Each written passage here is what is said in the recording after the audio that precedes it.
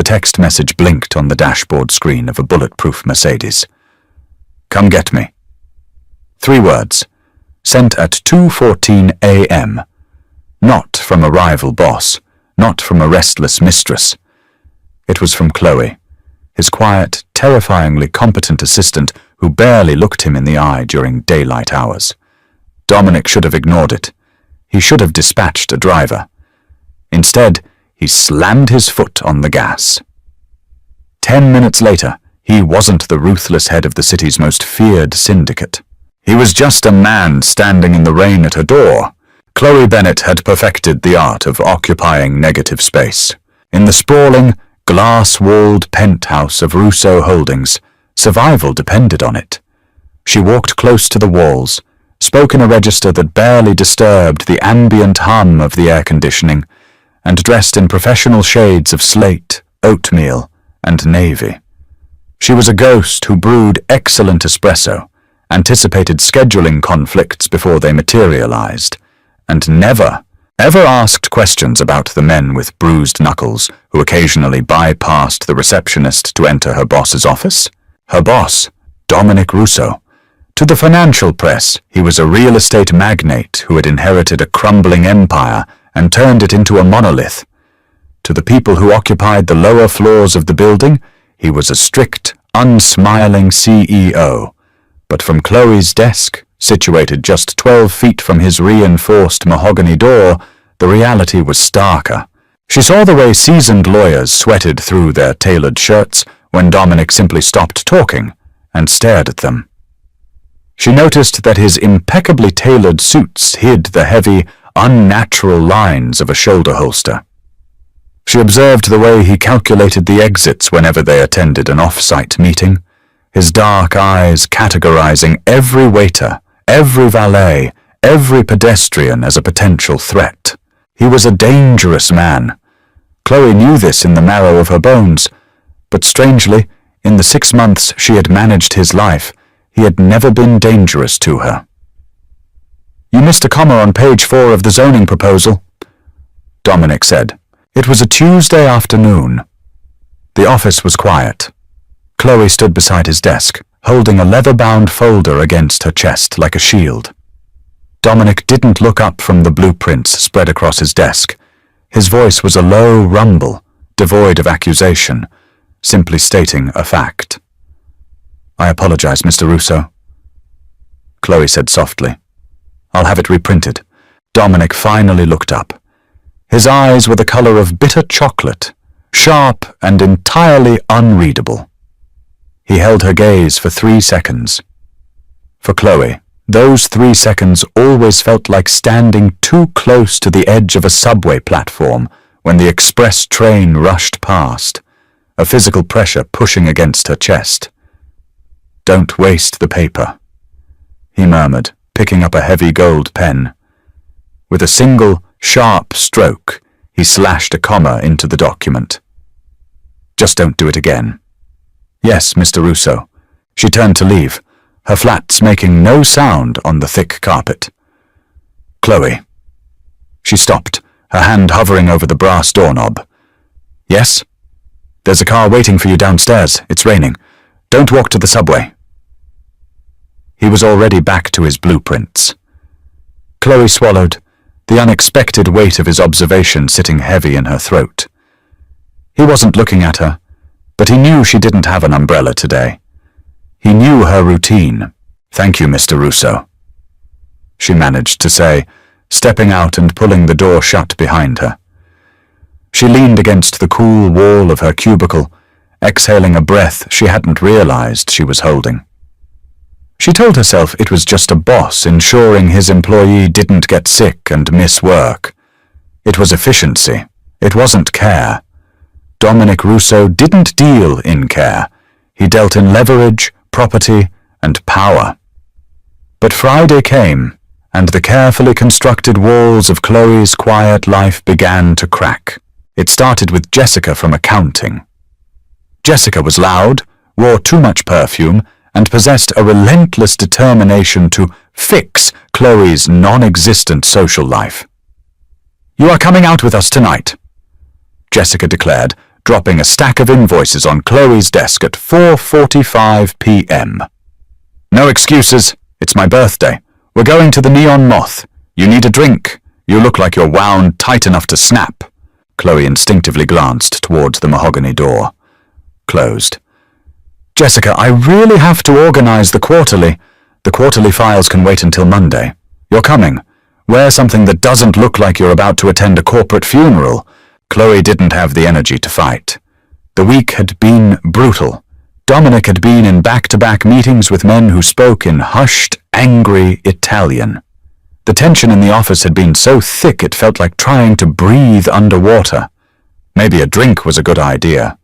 Maybe she just needed to remember what it was like to be 24 and normal, instead of 24 and perpetually terrified of making a typo for a Mafia boss. The Neon Moth was a mistake.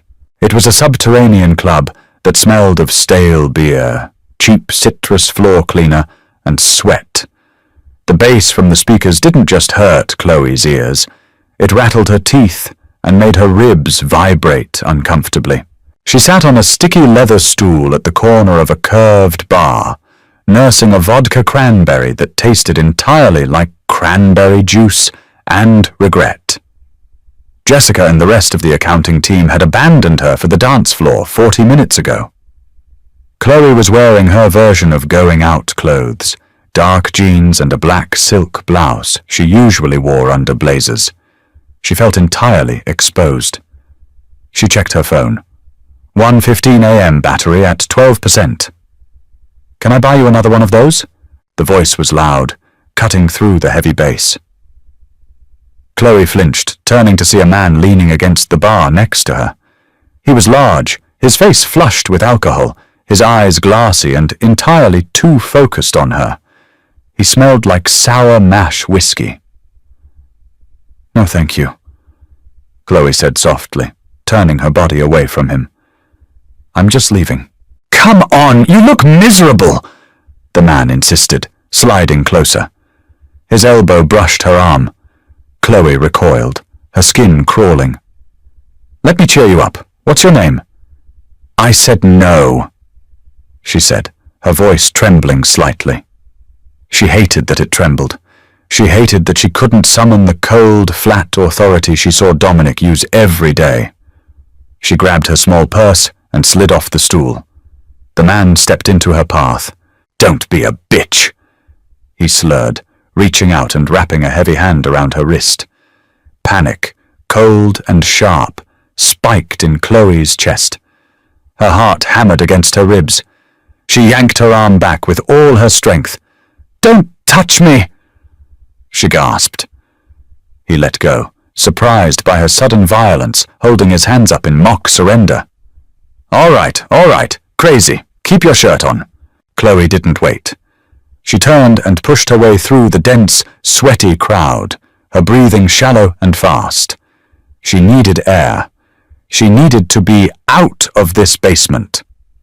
She shoved open the heavy metal exit doors and stumbled out into the alley behind the club. The cold hit her like a physical blow. It was pouring.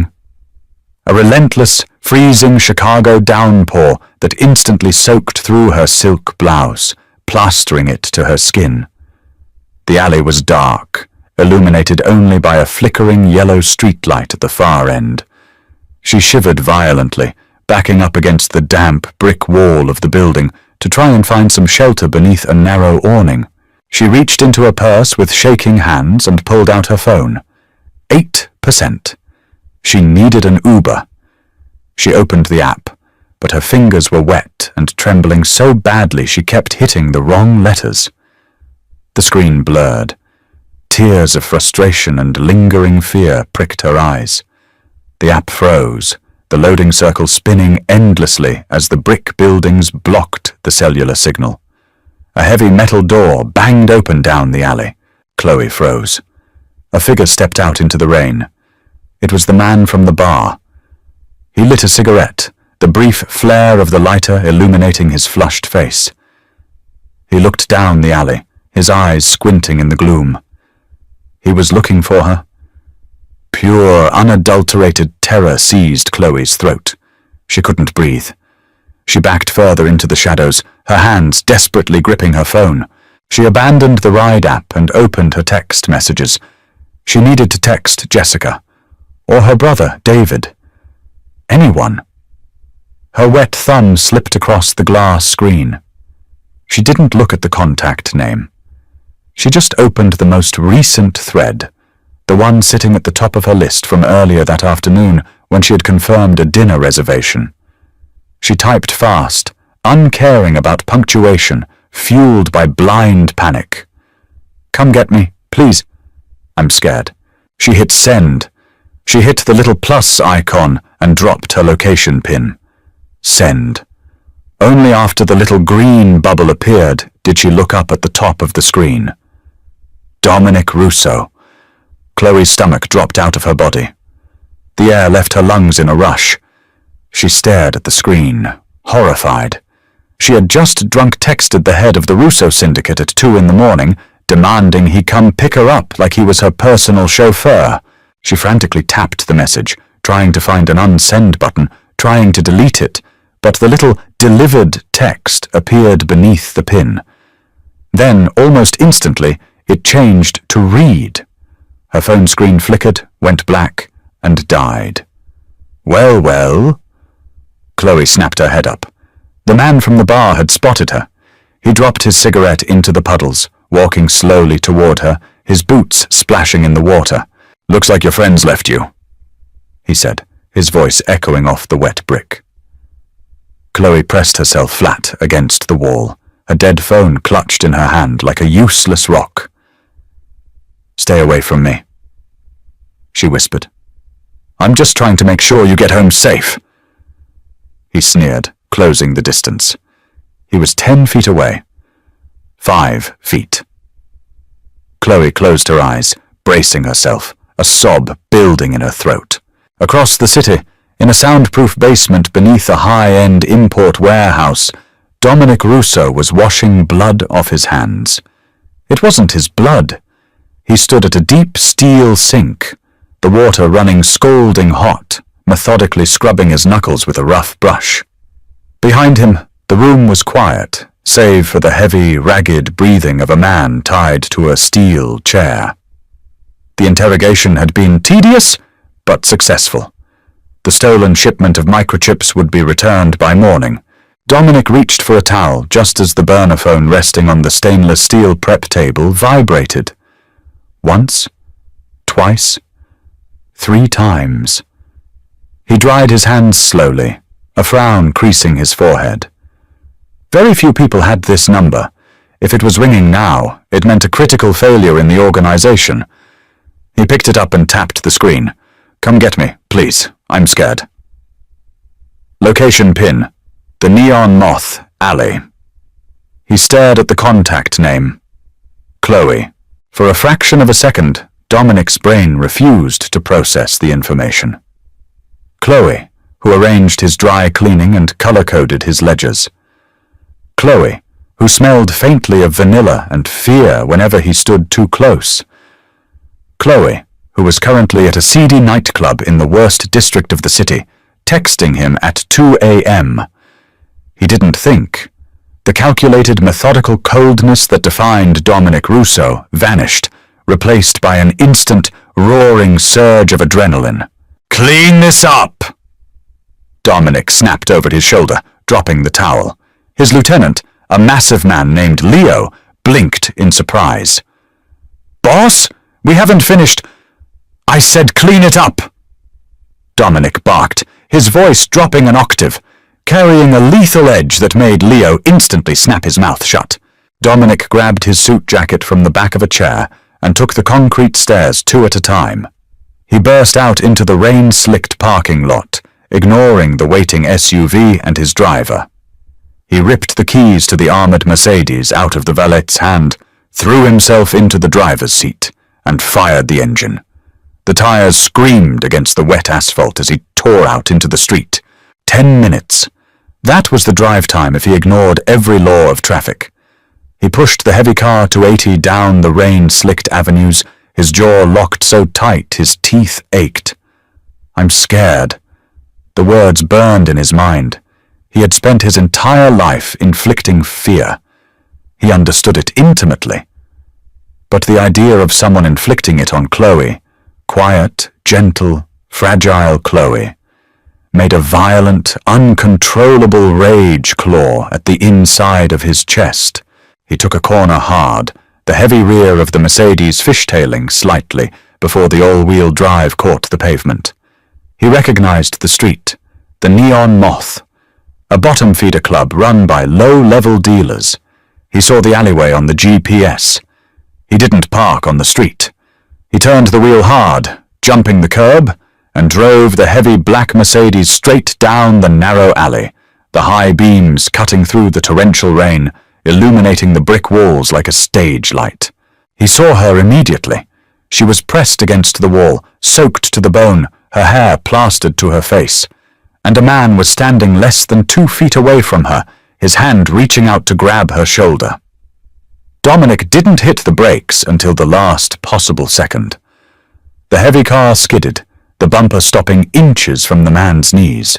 The man leaped back with a shout of alarm, throwing his hands up to shield his eyes from the blinding LED headlights. "Hey, watch where you're going, you crazy—" Dominic kicked his door open. He stepped out into the rain. He didn't draw the weapon sitting in his shoulder holster. He didn't need to. He walked around the front of the car, the headlights casting his tall, broad-shouldered silhouette into sharp relief. The man lowered his hands, squinting at Dominic. The angry words died in his throat. Dominic didn't say a word. He didn't yell. He just stopped 3 feet from the man and looked at him. The air in the alley seemed to drop 10 degrees. The man looked at Dominic's tailored suit, the expensive watch catching the light, the sheer predatory stillness of the way he stood. He looked at Dominic's eyes, and whatever liquid courage the man had consumed evaporated instantly. He recognized a predator when he saw one. He recognized a man who could kill him and never lose a minute of sleep over it. I was just asking if she needed help," the man stammered, taking a quick step backward, his hands raised, palms out. Dominic tilted his head a fraction of an inch. A silent command. "Leave." The man tripped over his own feet, turned, and bolted down the alley, disappearing into the rainy night without looking back. Dominic didn't watch him go. He turned his attention to Chloe. She was shaking uncontrollably, her teeth chattering, her eyes wide and dark in the gloom. She looked at the heavy car, and then up at him, as if she couldn't quite believe he was real. "Mr. Russo," she whispered, her voice cracking. Dominic felt a muscle twitch in his jaw. Seeing her like this, shivering, terrified, completely stripped of her professional armor, did something strange to the rhythm of his heart. He stepped closer, closing the distance between them. She flinched instinctively, pressing harder against the brick. Dominic stopped immediately. He moved slowly, deliberately, as if approaching a cornered, frightened animal. He reached up and shrugged off his heavy, dry wool suit jacket. He stepped into her personal space, feeling the icy cold radiating off her wet clothes, and draped the jacket over her shoulders. The heat of his body was still trapped in the silk lining. Chloe gasped softly as the heavy, warm fabric enveloped her. It smelled like him, cedar, rain, and something dark and masculine. "Your phone is off," Dominic said. His voice was low, devoid of its usual sharp edge. It was almost gentle. "It died," she choked out, her hands coming up to grip the lapels of his jacket, pulling it tighter around herself. I didn't mean to text you. I was trying to text my friend. I'm sorry. I'm so sorry. I didn't mean to bother you." She was hyperventilating, the adrenaline crash hitting her hard. Dominic reached out, hesitating for a fraction of a second before he placed his large, warm hands on her shoulders, over the jacket. He gripped her firmly, grounding her. "Chloe, look at me." She forced her eyes up to meet his. "You did exactly what you were supposed to do," Dominic said, holding her gaze. "You called me, and I came." He didn't let go of her shoulders. He guided her away from the rough brick wall, opening the heavy passenger door of the Mercedes. The interior was warm, smelling of rich leather. "Get in," he instructed quietly. Chloe didn't argue. She climbed into the seat, sinking into the leather, drowning in his oversized coat. Dominic shut the door behind her, sealing her inside the armored, soundproof cabin.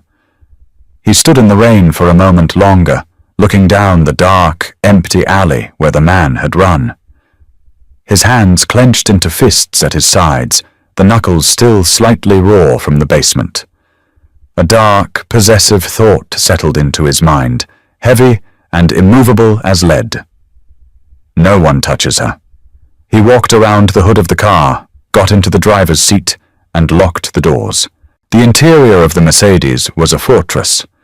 The thick, bullet-resistant glass completely severed the noise of the chaotic Chicago rainstorm, leaving only the muted rhythm of the windshield wipers and the low, powerful hum of the V12 engine.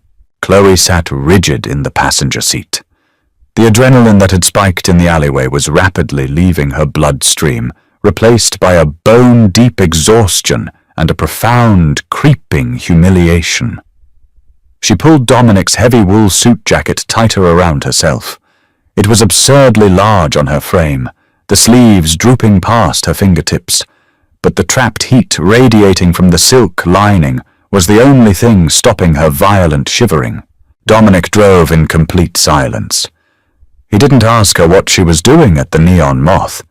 He didn't ask why she had stayed out so late. His focus was entirely on the slick, rain-washed streets, his large hands resting lightly on the leather-wrapped steering wheel.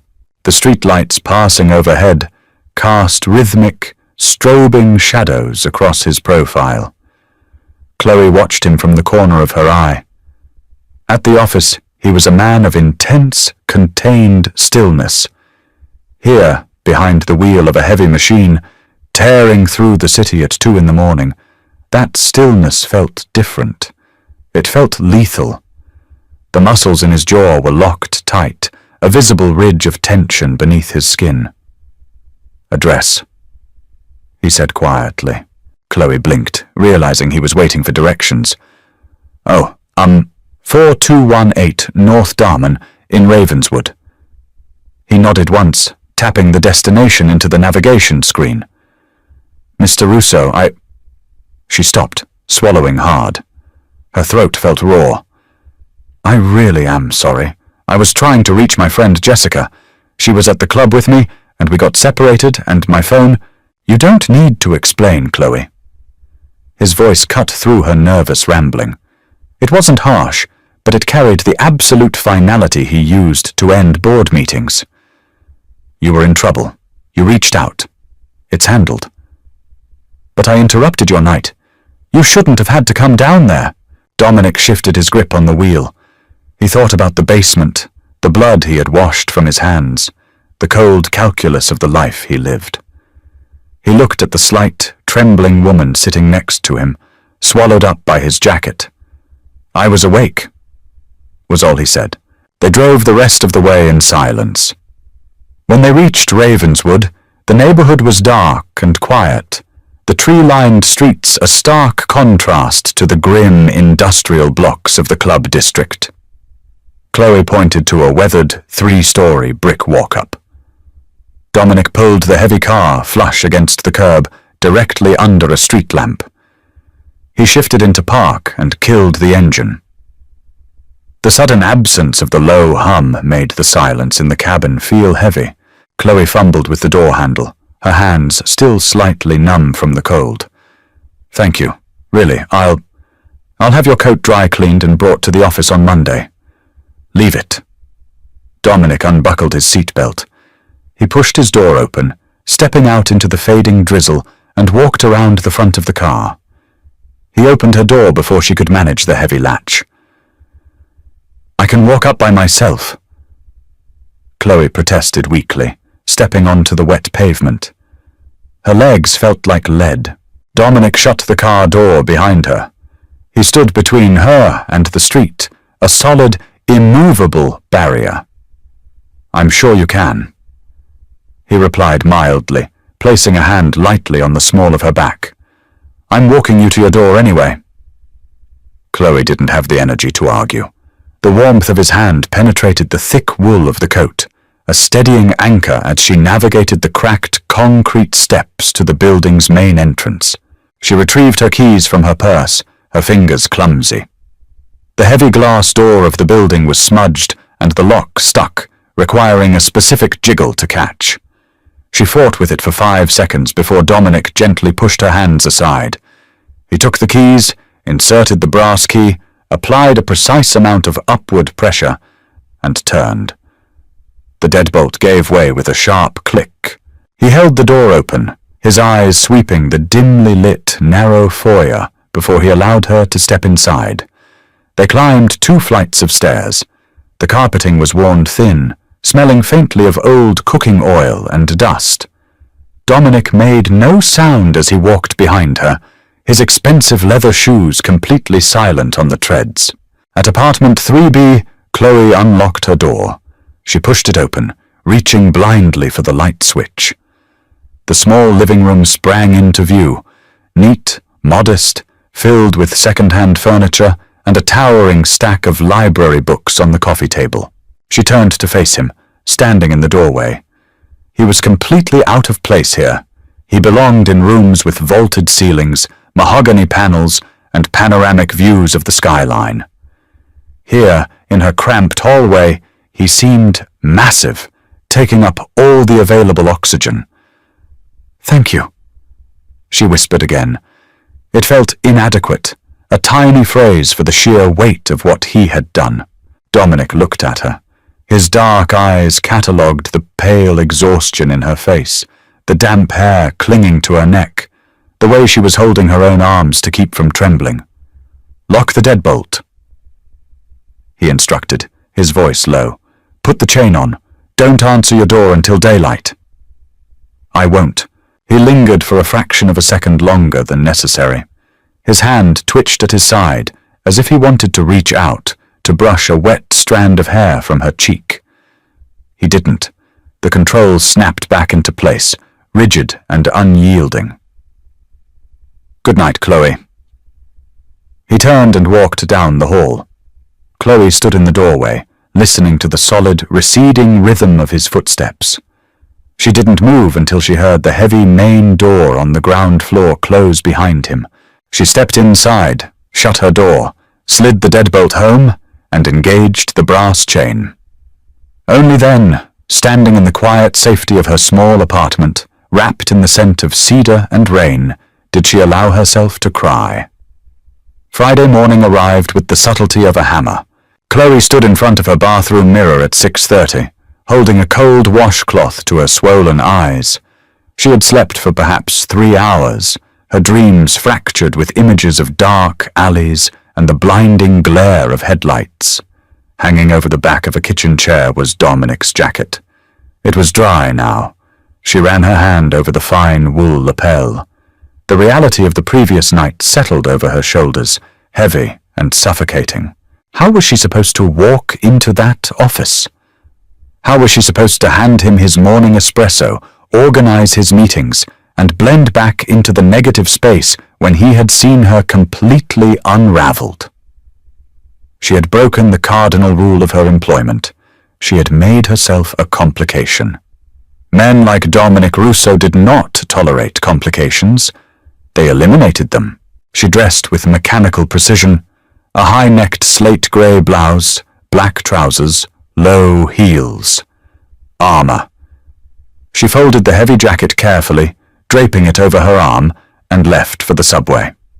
She arrived at Russo Holdings at 7:45 a.m., 15 minutes before her official start time. The sprawling penthouse suite was quiet. The cleaning crew had already finished, leaving the glass surfaces gleaming and the air smelling faintly of lemon polish. Chloe set her bag down at her desk. She looked at the mahogany door. It was slightly ajar. A sliver of warm light spilled out onto the thick carpet. He was already here. Her heart executed a slow, heavy roll against her ribs. She walked to the small executive kitchenette, her movements stiff.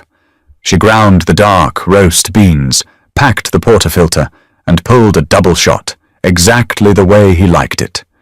No sugar, no cream. She placed the demi-tasse cup on a small silver tray, picked up his folded jacket, and walked toward his office. She stopped outside the door, taking a slow, deep breath, trying to summon the ghost she used to be. She pushed the door open. Dominic was standing by the floor-to-ceiling windows, looking out over the grey, overcast city. He wasn't wearing a suit jacket today. He wore a crisp white shirt, the sleeves rolled up to his forearms, revealing the corded muscle and a dark, intricate tattoo that disappeared beneath the fabric near his elbow. He didn't turn around as she entered. "Your coffee, Mr. Russo," Chloe said softly, her voice remarkably steady despite the tremor in her hands. She set the tray on the corner of his massive desk. Then she carefully laid the folded jacket over the back of one of the leather guest chairs. "Thank you." He turned. The harsh morning light caught the sharp angles of his face. He looked tired.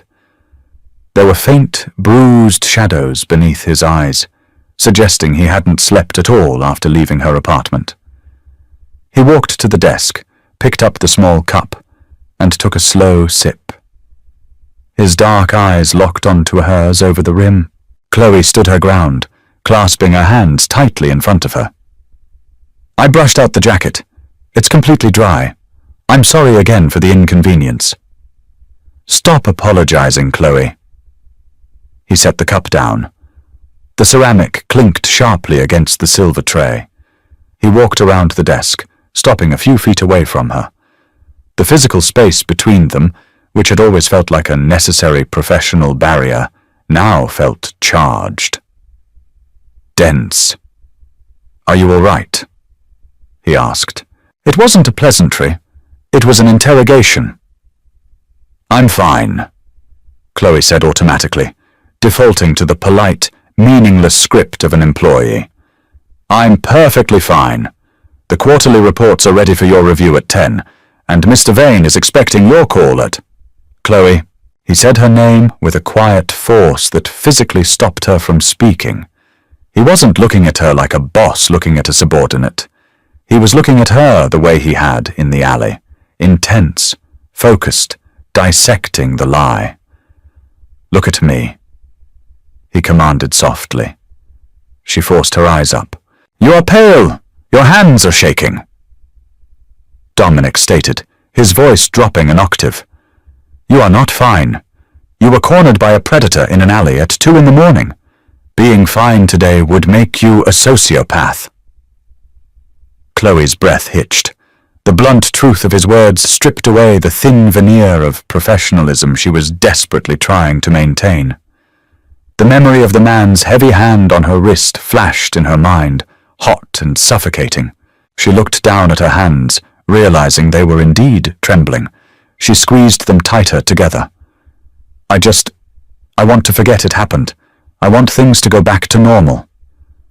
"They won't." The finality in his tone made her snap her head back up. Panic flared in her chest. "Mr. Russo, please, I know I crossed a line. I know I shouldn't have involved you. If you want my resignation, I understand, but—" "Resignation?" Dominic stepped closer. The scent of him, clean soap and dark coffee, washed over her.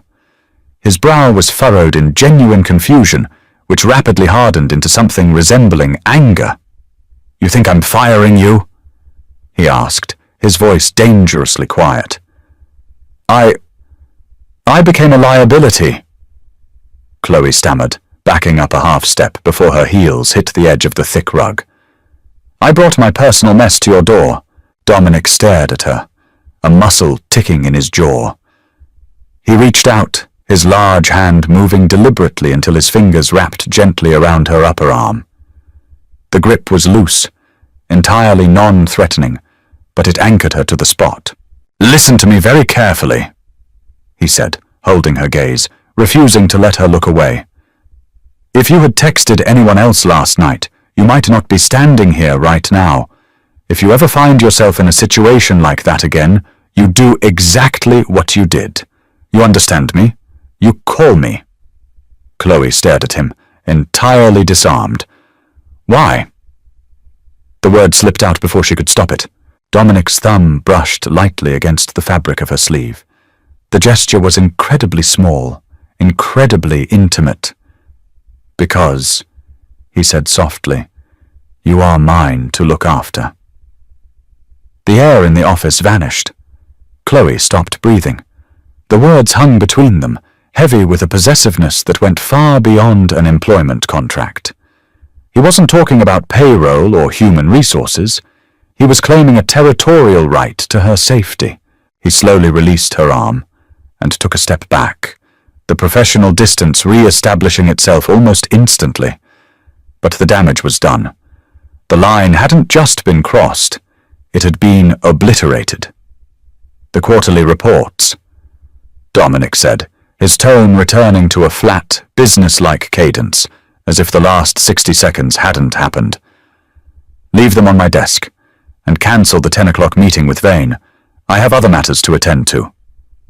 "Yes, Mr. Russo," Chloe whispered. She turned and walked out of the office, her legs feeling like hollow reeds.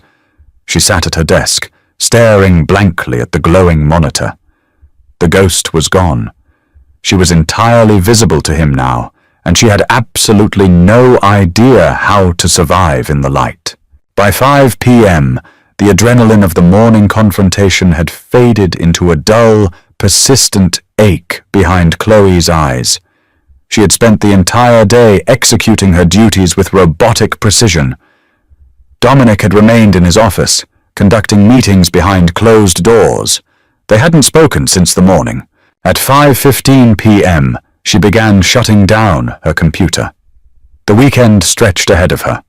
48 hours where she could lock herself in her apartment, order takeout, and try to process the seismic shift in her reality. She packed her bag, slung it over her shoulder, and walked toward the glass elevators. Leaving. Chloe stopped. Dominic stood in the doorway of his office, his suit jacket back on, completely buttoned down. "Yes, Mr. Russo. Everything is filed for Monday." He nodded, pulling a sleek black smartphone from his pocket. "Take the private elevator down to the garage. B level." Chloe frowned, confused. "I usually just take the main bank to the lobby and walk to the blue line." "You aren't taking the train," Dominic said, stepping out of his office. He didn't look at her. He was reading an email on his screen. "Frank is waiting for you at Bay 4. He'll drive you home." Chloe stiffened. The instinct to maintain her independence, the only thing she truly owned in this city, flared up. "Mr. Russo, that's really not necessary. It's 5 in the afternoon. It's perfectly safe." Dominic stopped typing. He lowered the phone, fixing her with a stare that made her instantly regret arguing. "It's raining," he stated simply. "I brought an umbrella today." "Chloe." His voice was a low, warning rumble. "Do not argue with me about this. It's a 40-minute drive in this traffic." She pushed back, her voice remarkably steady. "It takes me 20 minutes on the train. I don't need a driver, Dominic." The use of his first name slipped out like a rogue spark in a powder keg. Silence descended on the hallway. Chloe froze, her eyes widening in horror at her own slip. No one called him Dominic. Even the men who feared him called him Mr. Russo. Dominic didn't yell. He didn't blink. He simply placed his phone back into his inner jacket pocket, closed the distance between them with 2 long strides, and stopped inches from her. Chloe tilted her head up to look at him, her heart hammering against her ribs. "You don't need a driver," he asked, his voice a soft, dangerous murmur. "You think because the sun is out, the city is suddenly safe? You think the man from the alley only exists at 2 a.m.? I can't live in a bubble!" she whispered, refusing to back down, even as every instinct screamed at her to yield. "I have to commute. I have a life outside of this building." "Your life outside of this building," Dominic said, stepping even closer, forcing her to look straight up into his dark eyes, "is currently a liability. I do not leave liabilities exposed. I am an administrative assistant," she argued, her voice trembling slightly. "I am not a target." Dominic's hand came up. Chloe tensed, expecting a reprimand, but instead his knuckles brushed lightly against her cheek. The touch was startlingly gentle, a stark contrast to the harshness of his words. "You are the person who controls my schedule. You know who I meet, where I eat, and when I sleep," he said softly, his thumb tracing the line of her jaw. "You are the gatekeeper to my entire operation. And as of last night, anyone who was paying attention in that alley knows that if you call, I come running." Chloe's breath hitched. She stared into his eyes, seeing the absolute, terrifying truth in them. He wasn't just being protective. He was stating a tactical fact. By showing up for her, he had painted a target on her back. "Frank is a trained professional," Dominic continued, dropping his hand, though he didn't step back. The heat of his body was palpable. "He is armed. He will drive you home. He will wait until you are inside your building, and he will be outside your apartment at 8 o'clock on Monday morning to bring you back. This is not a negotiation, Chloe. It is a new condition of your employment." She looked at him, realizing the cage had just been lowered. It was made of bulletproof glass and armed guards, but it was a cage nonetheless. The terrifying part wasn't the restriction. The terrifying part was the deep, shameful wave of relief that washed over her. She didn't have to look over her shoulder on the walk to the train. She didn't have to clutch her keys between her knuckles. He was taking the burden of her safety entirely onto his own shoulders. "Okay," she whispered, conceding defeat. Dominic's posture relaxed slightly, the rigid tension leaving his shoulders. "Good." He gestured toward the private elevator at the end of the hall. "Go." Chloe turned and walked toward the steel doors. She pressed the button, watching the light illuminate. Before the doors slid open, she looked back over her shoulder. Dominic was still standing there, watching her. He wasn't returning to his office. He was standing guard in the empty hallway, ensuring she got into the elevator safely. She stepped inside, the heavy doors closing, severing his gaze. As the elevator began its smooth, silent descent into the subterranean levels of the building, Chloe leaned her head back against the cool steel wall. She had spent 6 months trying to be invisible. She had succeeded in slipping beneath his radar, organizing his life from the shadows, but now he was looking directly at her. And Dominic Russo, she realized with a quiet sense of dread and dark thrill, was not a man who ever looked away once he found something he wanted to keep. The weekend stretched out like a drawn-out breath. Chloe spent Saturday pacing the short length of her apartment. Every time she approached the front window and parted the cheap, off-white blinds, the dark grey sedan was there. It sat exactly across the street, occupying a space beside a fire hydrant. Frank didn't read a newspaper. He didn't look at his phone. He just sat behind the steering wheel, his heavy silhouette a constant, immovable fixture in her periphery. It rained again on Sunday afternoon. Chloe watched the water bead and run down the windshield of Frank's car. She heated up leftover pasta in the microwave, the mechanical hum loud in the quiet apartment. She ate standing at the kitchen counter, the food tasting like ash. She was safe. The lock on her door felt redundant now, but the safety carried a distinct, heavy gravity. It was the gravity of belonging to someone who operated entirely outside the bounds of normal society. Monday morning arrived with a sharp drop in temperature. At precisely 7:50 a.m., Chloe locked her apartment door. When she pushed open the heavy glass door to the street, Frank was standing on the sidewalk. He was a man in his late 50s, built like a cinder block, wearing a suit that was functional rather than tailored. "Morning, Miss Bennett," he said. His voice was gravelly, roughened by years of cheap cigars. He opened the rear door of the sedan. "Good morning, Frank," Chloe replied, stepping into the back seat. The interior smelled of leather cleaner and wintergreen mints. The drive to the financial district was agonizingly smooth. There was no jostling for space on a crowded train carriage, no smell of wet wool from other commuters. Frank navigated the aggressive Chicago traffic with a terrifying, silent efficiency. Cars simply seemed to yield to the heavy grey sedan. When they pulled into the subterranean garage of Russo Holdings, Frank parked in Bay 4. He escorted her to the private elevator, swiped a black keycard over the reader, and waited until the steel doors closed behind her. The penthouse floor was exactly as she had left it on Friday. Cold, quiet, smelling of lemon polish. Chloe walked to her desk, set her bag down, and booted up her computer. She moved mechanically to the kitchenette to prepare the espresso. She carried the silver tray to the heavy mahogany door. She didn't knock. She never knocked. She pushed the door open. Dominic was sitting behind his desk. He wasn't looking at blueprints or financial reports. He was listening to Leo, the massive lieutenant Chloe had only seen a handful of times, usually entering through the private service elevator. Leo stopped talking the moment Chloe entered the room. Dominic leaned back in his leather chair.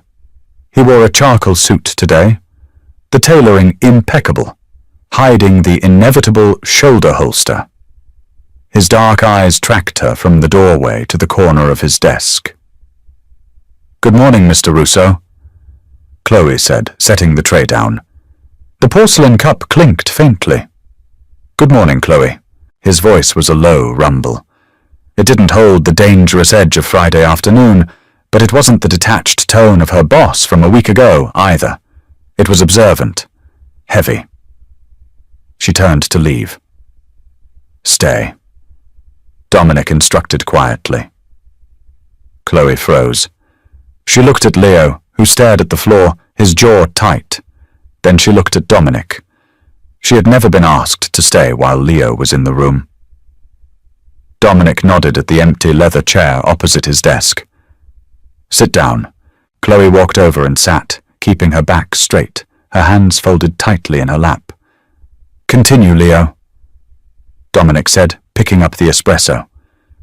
Leo shifted his weight, looking distinctly uncomfortable speaking in front of her. "The guy from the alley. His name is Trent Miller. Low-level muscle for the South Side betting rings. But that's not the problem." Dominic took a sip of the dark coffee. He didn't look at Leo. He was looking at Chloe, watching her reaction to the name of the man who had terrified her.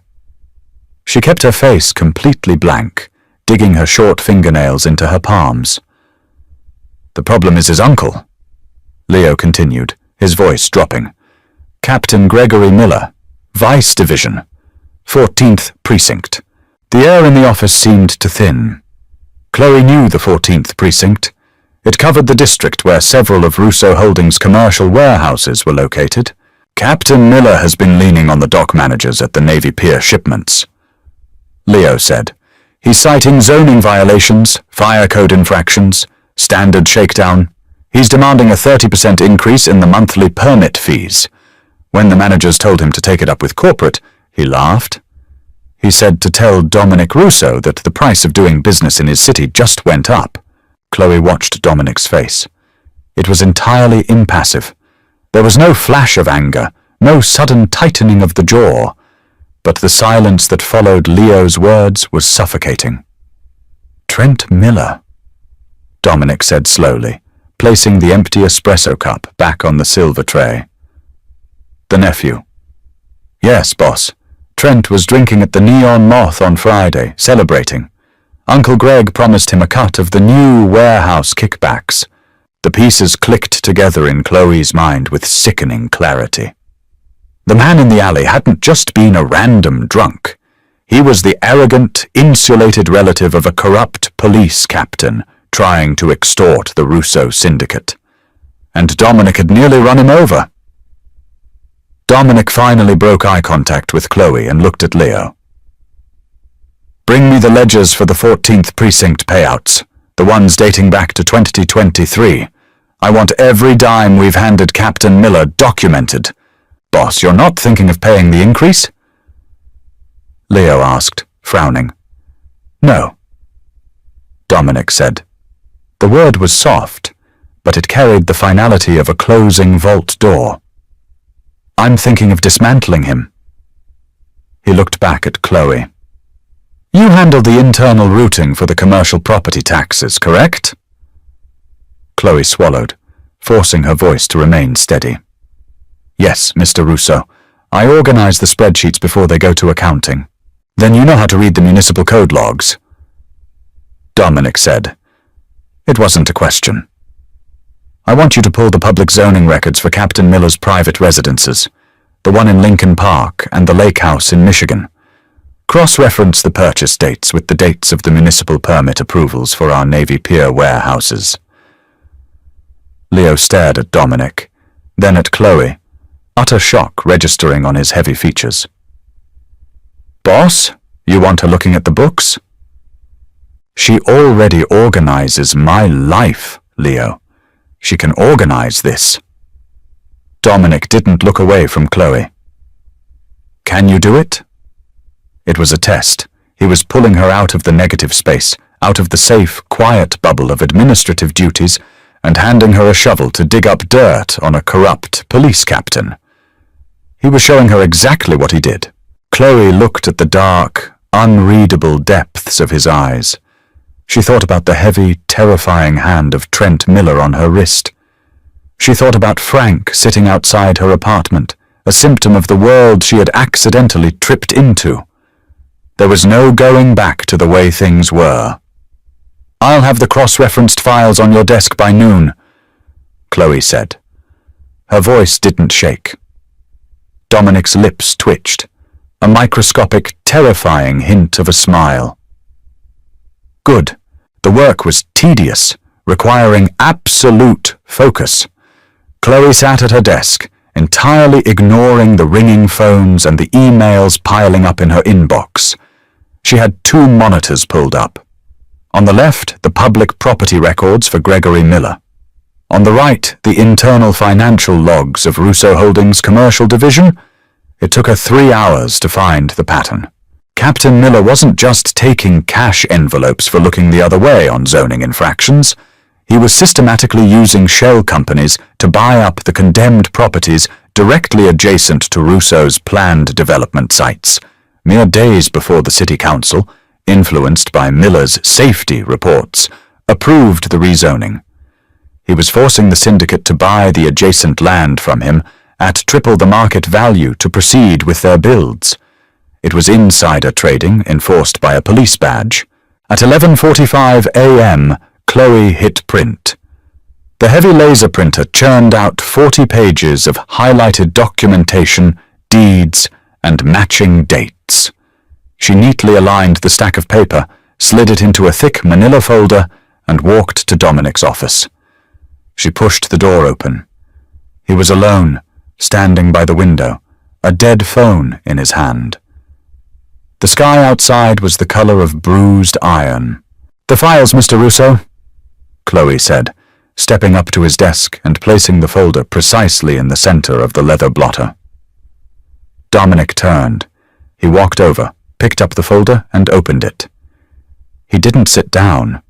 He stood next to her, flipping through the pages.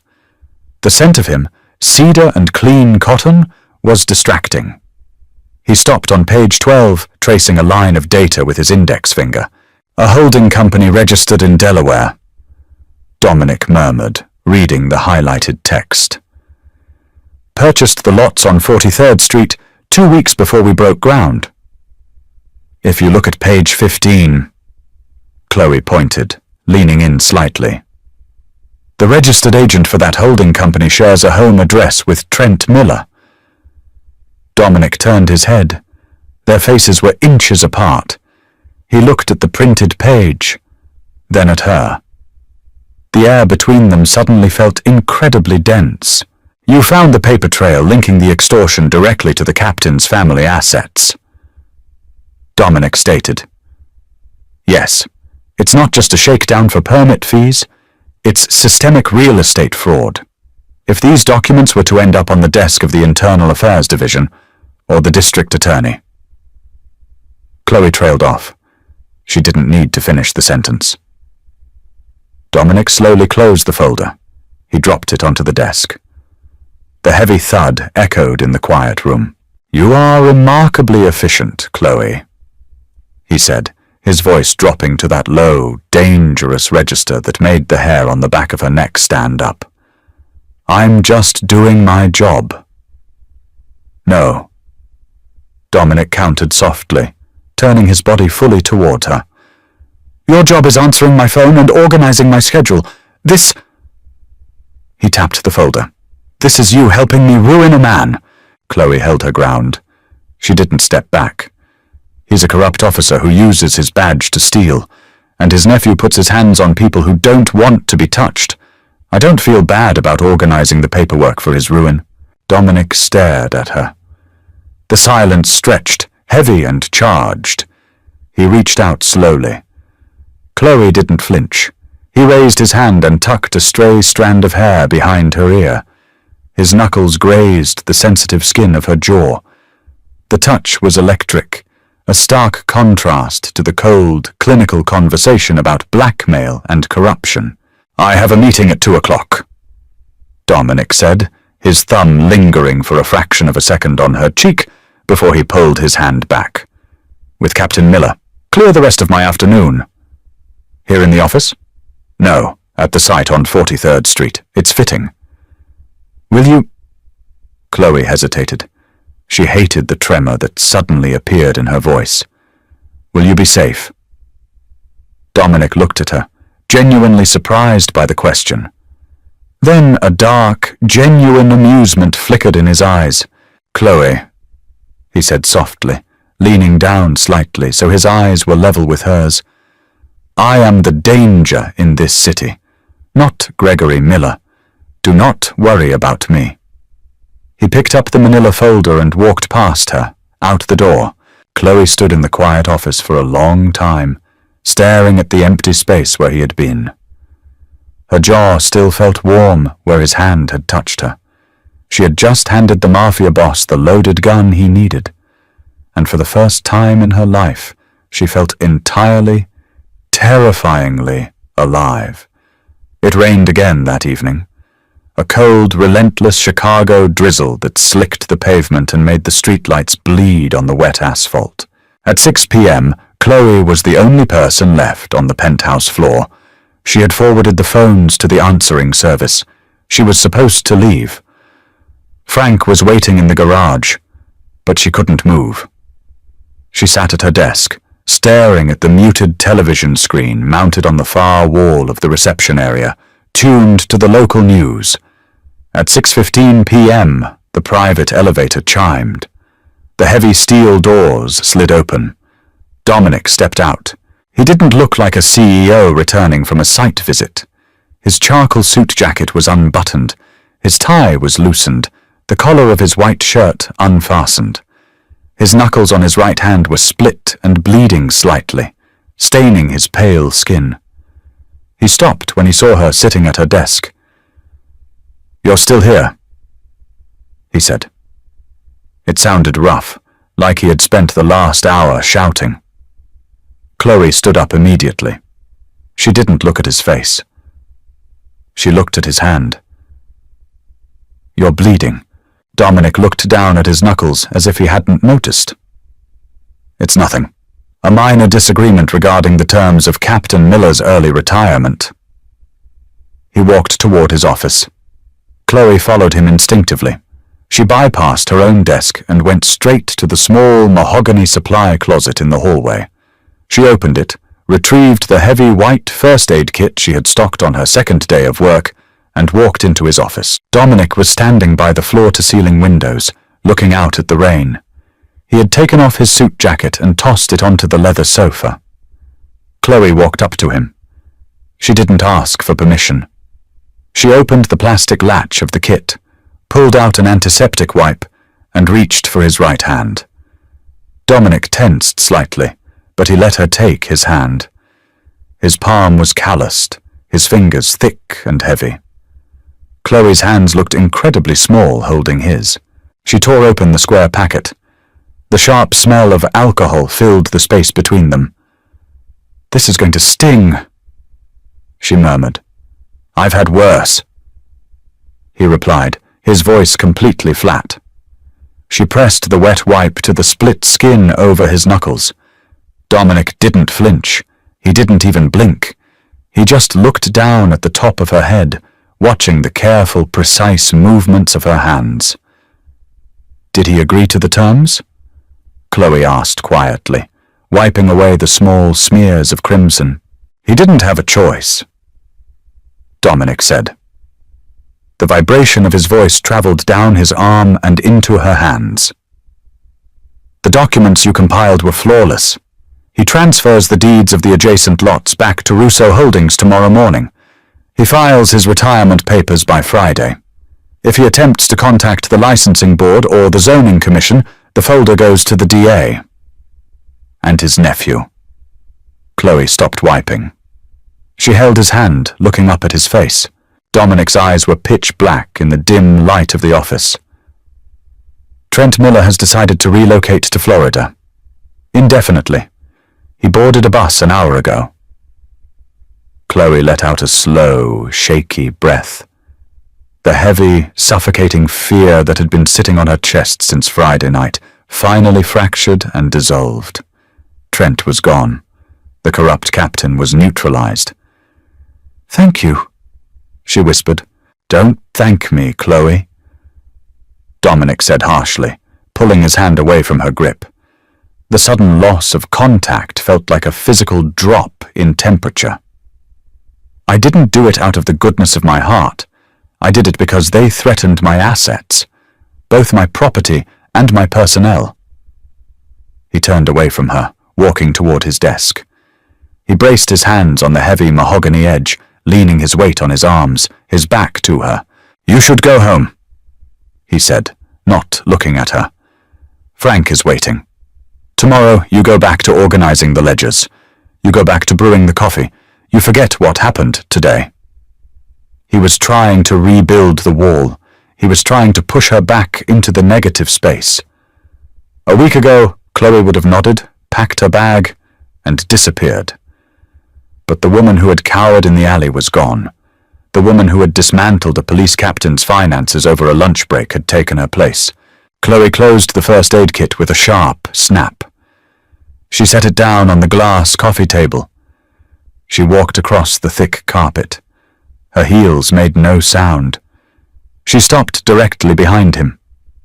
She was close enough to feel the heat radiating off his broad back, close enough to smell the damp wool of his trousers and the faint metallic tang of the blood she had just cleaned. "No," Chloe said. Dominic froze. The muscles in his back locked rigid. He slowly turned his head, looking over his shoulder at her. His expression was a mixture of disbelief and a dark, rising intensity. "Excuse me," he murmured softly. "I said no," Chloe repeated, her voice steady, anchored by a newfound gravity. "I'm not forgetting today, and I'm not going back to being invisible. You pulled me into this, Dominic." She used his name again, deliberately this time. It felt heavy and right on her tongue. Dominic turned fully around to face her. He didn't step back. He stepped into her space, crowding her, forcing her to tilt her head up to maintain eye contact. "You don't know what you're asking for," he warned, his voice a gravelly whisper. "You saw the paperwork today. You didn't see what happened at the construction site. You don't want to know the man who throws the punch, Chloe. You only want the man who holds the umbrella." "I know exactly who you are," Chloe countered, refusing to back down. "I saw the holster on my first day. I see the men who walk into this office. I know what you do, but I also know you came for me when I called." She reached out. Her hand trembled slightly, but she didn't stop. She placed her palm flat against the center of his chest, right over his heart. The steady, heavy rhythm beat against her fingers. "You don't get to protect me and then pretend I don't exist," she said quietly. Dominic stared down at her. The rigid control he maintained over every aspect of his life, his syndicate, his city, began to crack. He looked at her hand resting on his chest, claiming space, claiming him. With a ragged exhale, he reached up and gripped her wrist. He didn't pull her hand away. He slid his fingers down, interlocking them with hers, holding her hand tightly against his heart. "If you stay in the light," Dominic said, his voice dropping to a rough, broken murmur. "If you step over this line, I will not let you walk back into the shadows. You belong to me, in every sense of the word. Do you understand what that means?" Chloe looked at the dark, lethal man standing in front of her. She thought about the cage of glass and steel, and she realized it wasn't a prison. It was a fortress, and she was standing on the wall beside him. "I understand," she breathed. Dominic didn't say another word. He let go of her hand, moved his hands to either side of her face, and pulled her in. The kiss was not gentle. It was urgent, heavy, and desperate, carrying the weight of a week of terrifying restraint. It tasted of dark coffee and absolute possession. Chloe gasped against his mouth, her hands coming up to grip his shoulders, anchoring herself in the storm she had finally chosen to weather. The quiet assistant had disappeared completely, leaving only the woman who held the city's most dangerous man entirely in her hands. Thank you for listening to the complete audio drama of His Shy Assistant. If Chloe and Dominic's journey from the quiet shadows of a corporate office to the dangerous, thrilling reality of the Chicago Syndicate kept you on the edge of your seat, please hit the like button right now. Share this video with your fellow romance readers who crave stories about power, protection, and the lines we cross for the people we claim. Don't forget to subscribe to the channel and turn on notifications so you never miss our next full-length story.